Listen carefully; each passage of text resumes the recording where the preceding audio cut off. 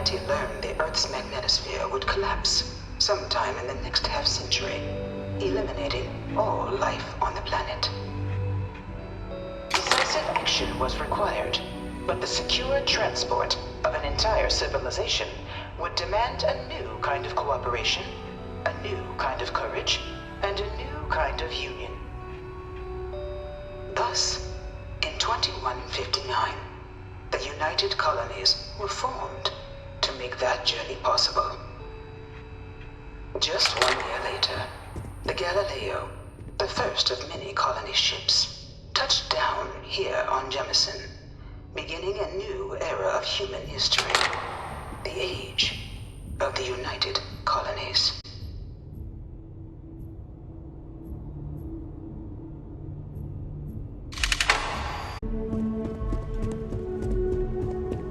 From their foundation, the United Colonies strove to provide all their citizens with opportunity, security, and peace.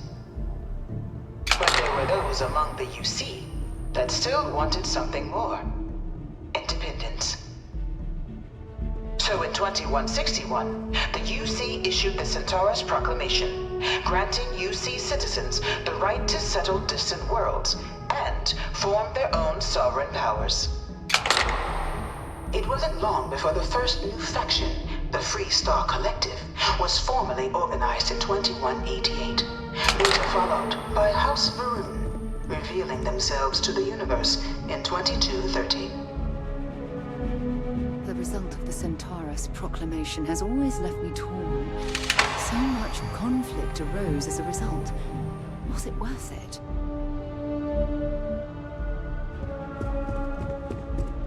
Beginning in 2240, House Varun forces declared all-out war on the rest of human civilization, initiating the Serpent's Crusade.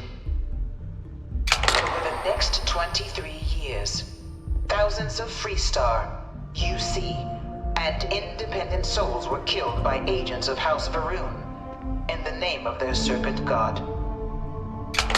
It was only with the death of their founder in 2263 and the succession of his heir Jarek that House Varun finally sued for peace. There remained, however, select members of House Varun who refused to recognize the cessation of hostilities their leaders established. Even after House Varun's mysterious disappearance, these zealots remain a threat to all who encounter them. Their pacification, a goal of all space.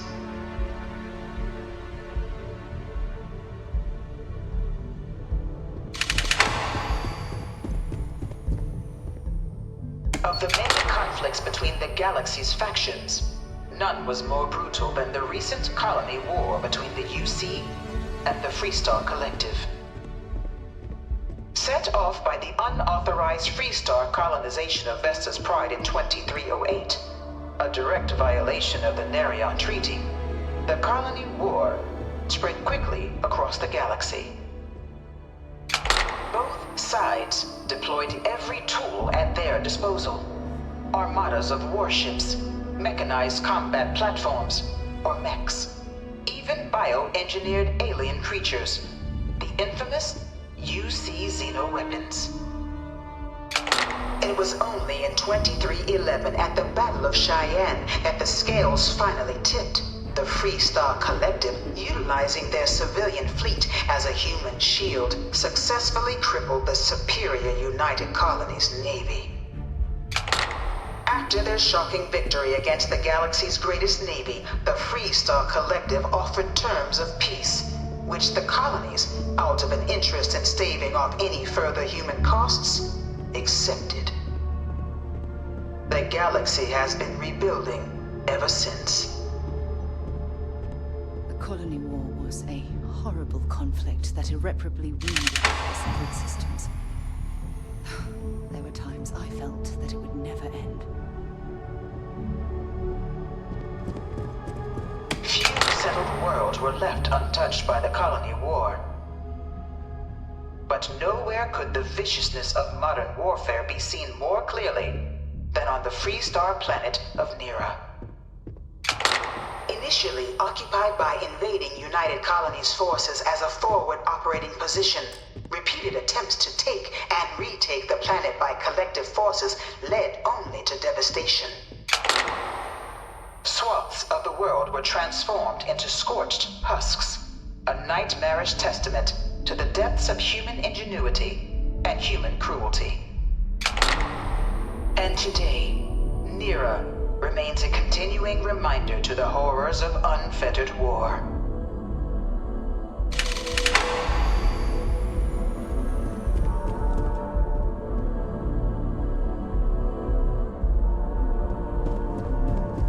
I bring her here almost every day to stare at this thing.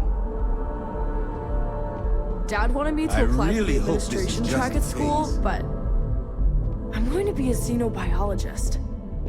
It's science division or nothing.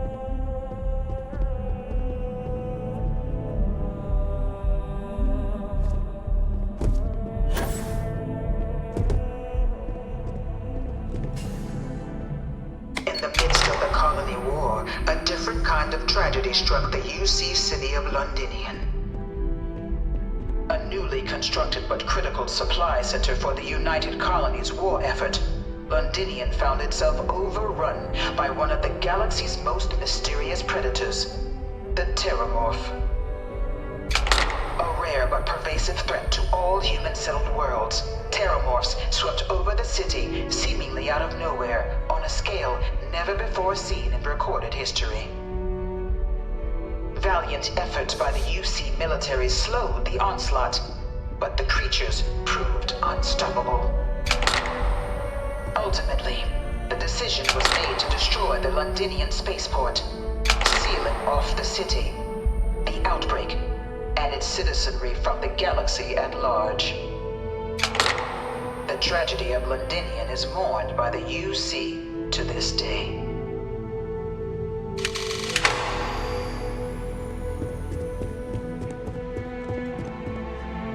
After the devastation wrought by the colony war, the UC and the Freestar Collective came together to ratify a treaty that became known as the Armistice.